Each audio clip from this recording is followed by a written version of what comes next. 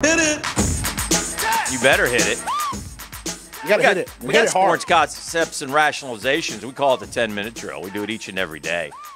By the way, at the end of the drill. Oh, yeah. Beef, what are we handing out today? Oh, we're hooking the Googans up, Dan. You know, the Jumbo Shrimp are back home. They started a 6-gamer with Nashville yesterday, a 4-0 victory. And you'll get a 4-pack of ticket vouchers that you can use for a home game of your choosing, including one during this season, or the series, I should say, against Nashville. So stay tuned. We'll have a 4-pack at the end of the 10-minute drill. All right. SEC Media Days continue on up there in Hoover. ACC Media Days start today. FSU will be up there tomorrow. By the way, as long as we're mentioning FSU, I will tell you our one-to-one financial poll question of the day with the ACC Media Days the next couple days. What would constitute a, quote, good season for the Noles? Is it bowl game or bust? Is it upset Florida or Miami or Notre Dame? Is it second in the Atlantic Division, or is it a top 10 recruiting class? Would you rather just give me a top 10 recruiting class? So 250 votes. Would you like to guess what number one is? What are my choices again? Bowl game or bust, top 10 recruiting class, second in Atlantic, upset Florida, Miami, or Notre Dame. And this is what would qualify a good season? What would constitute a good season for the Noles? I think number one is bowl game. Number two is beating one of those three. Number three is second in Atlantic. And number four is... very good. Very good. Bowl game or bust, 46%. Second in Atlantic, third. Upset Florida, Miami, Notre Dame, 31%. You can vote at Dan Hicken if you would like. Georgia took the stand yesterday. And a lot of, obviously, tons of optimism for the Dogs as we... look at what they're saying. I mean, they're throwing around, terms like it's the best team that Kirby Smart has had. Yeah. I don't think that's very fair to the Georgia team that went to overtime in the national championship game and then won the SEC the next year. I don't think that's fair at all to them, but whatever. We'll see. And the truth of the matter is, God, they got a lot of talent, man. They got a lot of talent, and they fill guys in as they go, and this is the result of great recruiting. But a lot. Is there any concern about the receivers? I mean, are they? No. No, they're all accomplished enough. Yeah, and they got because they're young. Yeah, they got guys returning who caught the football last year. Don't forget they also have two outstanding. Well, they moved ends. Gilbert to receiver. Period. Yeah, he's moved. They can move him wherever they want. No, I hear you. I'm just saying. Him and the Washington kid are going to be alone will be enough to help. And then the Burton kid's back, the Jackson kid's back. They're fine. They're fine. Now they lost one guy. I will continue to say, and I could be wrong, by the way. I know expectation is hugely high for JT Daniels, and that's good. They should be. And he was very good for his 4 games. And I remind you yesterday who those 4 games were against. So let's see. And let's see him stay healthy. Let's see him stay on the field. Let's see him play before we anoint him as the next great one. He's in a good spot in the SEC where there's not a lot of returning quarterbacks, and the ones that are returning have a lot of questions around them. So I do see a lot of love as well for Kentucky. I guess Stoops has done a pretty good job of building that program. Well, he's recruited well. At Kentucky, he's pretty much not top 10 ever, but he's been a kind of a top 20 recruiter. And at Kentucky, a tough defense. That's good enough they hit settled on that as the offensive third line. best team. They need a passing game. Yeah. They need a passing game. They need a quarterback. It's hard to get one to go there. And if they can get a passing game, they could be. He fired his buddy Eddie Gran, who was his OC, and brought that dude in from the Rams because they want to open it up. If you remember last year, like, for example, poor Joey Gatewood, he got to start against Georgia, and they couldn't throw the ball 5 yards. No, it's been like that. So the one guy hit a couple passes against the Gators. Yeah. So anyway, we'll see. And they did lose. I think their tight end got hurt, and he may be out for the year. I think I read. But to me, there's like 5 storylines in the SEC, and again, maybe you could add a B, but. Every year to me, it's about Florida, Georgia, Alabama, Texas A&M, LSU, sometimes Auburn. Ole Miss is interesting to me too. How many, if any, can Lane get against the big boys? Yeah. And really, I think I think laying in the weeds with all the, and maybe that'll change today because they meet the media. But I kind of feel like Texas A&M's laying in the weeds. I think Texas A&M just as good or better than Georgia. I don't know why. I guess because of the quarterback. Georgia's getting more. Texas A&M was better than Georgia last year. They finished higher than Georgia. Yet Georgia seems to be getting more love than Texas A&M. Returning quarterback, and Texas A&M has to break a guy in. Yeah, so. that's 100%. It's the quarterback. Yeah. Anyway, we'll see. We'll see. I think it's going to be fun, but that's going on. We'll talk about that more throughout the morning with SEC Media Days. We mentioned in the Olympics are underway. There's a lot of questions around going on out there. Are they going to have the Olympics? Well, they've started, and they haven't started with a bang as the U.S. women's national soccer team lost to Sweden 3-0 this morning. So first time in over 2 years that the Mean Girls have lost. It's also it ends a 44-match unbeaten streak for the Mean Girls. And we call them the Mean Girls because they embarrassed themselves beating Thailand 13-0 in the World Cup when they could have pulled the dogs back and not celebrated, goals at 11-0 in the second half. So the future Olympics, and again, this demonstrates. Do you remember the old days, Pros, in the Olympics where you'd have, 8, 10 cities bidding for the right to host? The whole world would be getting in line. And then the world figured out that, well, a couple things here. One, we got to line the pockets of the International Olympic Committee people. We got to bribe them and give them millions of dollars to get the Olympics. And then number two, they demand that we build all these new venues. And then number three, all these venues go unused after the Olympics, and they all grow weeds up through them, and they're never used again. Something tells me in Tokyo they're a little more efficient. Number four, they'll be using their stuff. Number four, they ruin the city. Go so far as So basically, what they ought to do is just find 2 or 3 rotating hosts to have the Olympics of cities that can handle it. But nonetheless, 2032 we have a new summer host, and that would be Brisbane, Australia, who was up against nobody. Nobody wants it anymore. Nobody wants to do it. So. Brisbane gets the bid, a big announcement yesterday. All right, here are the nominees, Brisbane, Australia. And your winner is Brisbane. We're going to Brisbane. Your finalist is Brisbane. Yeah. So the games will go back to Australia after 32 years after 2000 Sydney Olympics.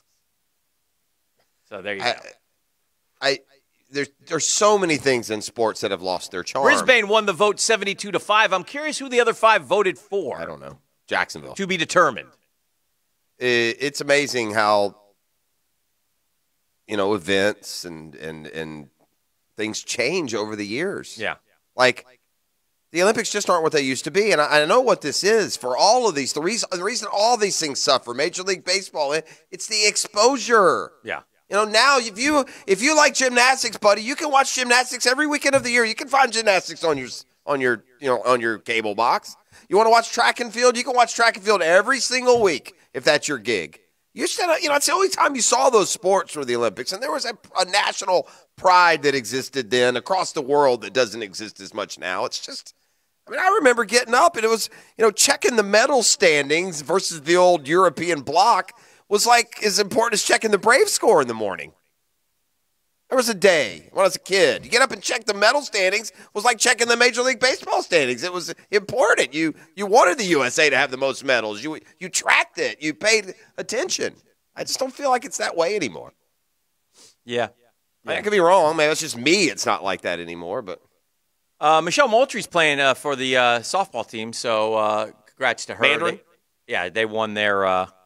They won their opener, I think, over Italy 2-0. So that occurred last night. The big story, obviously, in sport, the Milwaukee Bucks winning the championship. Giannis, we talked a lot about him at the top of the hour and how just impressive he is. And, boy, if you want to pass the torch to Giannis Antetokounmpo, you can do a whole lot worse. He is a terrific young man who has just been a breath of fresh air, I think, for the association. So I thought that was fast. Well, he did. Watch. It is. I didn't get the whole, though. A lot of people were saying, this should go 7. It's been an unbelievable finals. No, it really wasn't. No, the teams pulled ahead in one. There was one good game, really. 2 back-to-back. 4 and 5 were both pretty good games. Yeah. Nothing like. No, it wasn't like. They've been strange games. Like the Suns won the first 2. The whole postseason. I've never seen a postseason with so many big leads blown. Yeah. A lot of injuries and such. Now, again, they're still not caught up. Understand that the NBA Finals just ended. About a month late. Yeah, mid-July. So they'll go, if they get back on schedule, they'll go in October, so they don't have much time I feel off. so sorry for them. I hope they can possibly get those 28-year-old bodies back to health in time. I'm sure they can go on a $40 million, physical fitness routine Who is it? if they need to. Booker. By the way, can we pump the brakes on Booker, Kobe Bryant, please? Yeah. Who's it? Booker, selling Middleton, that? and who's the other Suns guys going to the Olympics? Ayton? I don't know. Is there another one? Yeah, I think there's two Suns, or is it Bucks. Holiday? It's the Bucks. Holiday? It's Holiday and Middleton, Okay. yeah. And Booker's going also? Intern Sam says the pronunciation of Brisbane is Brisbane. killing me. It sounds like Brisbane. Yeah. Well, I knew it was Brisbane. I've always called it Brisbane. Oh, that's. And I will continue to call it well, Brisbane. that's- I will call it Brisbane in 2032. That's because you're so jingoistic. Oh, dear. I don't think that's nice. Maybe it's not. Yeah. Perhaps it's not.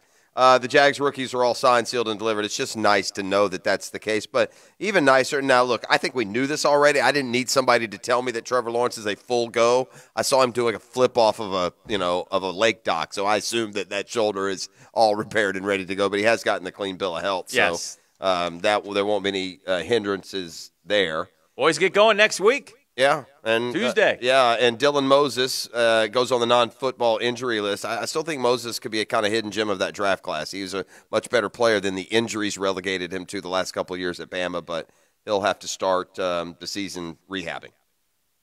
So, there you have it. What happened to your Mets last night? Boy, we pitched that kid Stock. Must have pitched pretty good. He pitched one inning, and he left with an injury. Oh, really? We are so. Who was Stock? I never heard of him. Yeah, that's who we have, dude. We have no. Well, we went Tuki Toussaint, had pitched all year. If so. we don't make a trade today for a starting pitcher, you need to. You need to do something. You're going to let one of these ne'er-do-wells catch you. Dude, you understand that we pitched. By the way, our starters have gone now 5 innings in the last 3 games. Our bullpen is taxed. Yeah, that's no bueno. We are toast. Yeah, we had an example last night of why you don't just deal young pitching prospects. Sometimes they remind you. Because Tuki Toussaint has really struggled to show any kind of consistency. He's got a live arm. They've liked him. He's gotten a couple of opportunities to kind of nail down a 4 or 5 spot in this Atlanta rotation. Hadn't pitched at all this year. He's been on the injured list. So he debuted last night and was spectacular against the Padres. Pitched 7 innings, a 1-run ball. So, if you're the bullpen held him. Yeah, the bullpen actually pitched 3 scoreless innings, or 2.5. Wow. So, I guess he actually left first and second, and 2 outs in the 7th. Matchick, unbelievably, got an out. Chris Martin, unbelievably, got an inning.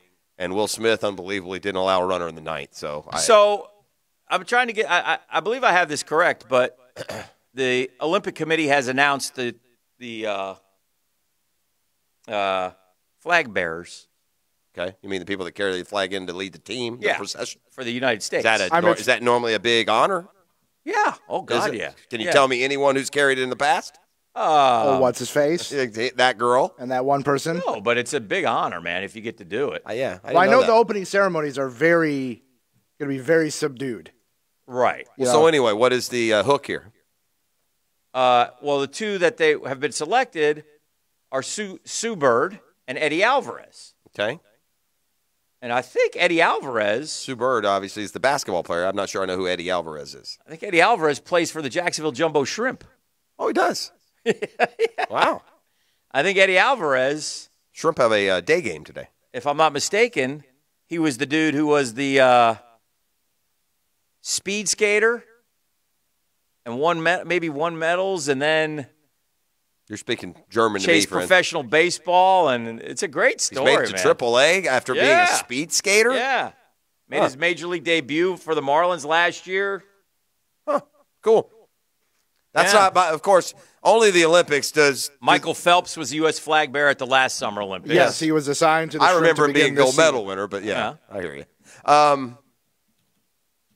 Well, only in true Olympic fashion, the Olympics started, last night, overnight. The opening ceremonies are in about 48 hours. Well, that's how they always do it. Yeah, that makes no sense. Yeah. Eddie's hitting 312 this year for the Shrimp. Yeah, I mean, right? So Eddie Alvarez, who plays for the Jacksonville Jumbo Shrimp, will be carrying the flag for the United States. He's a Cuban American from Miami, so that's awesome. And check and see what else did he medal beef in speed skating or something of that ilk? Is that he got a silver in Sochi in the 5,000 meter relay. I mean, that's just not long ago, and now he's just said, "Okay, I'll give baseball but he was a good try." he was a good baseball player, I guess. So is he from Florida, the state of Florida? Miami.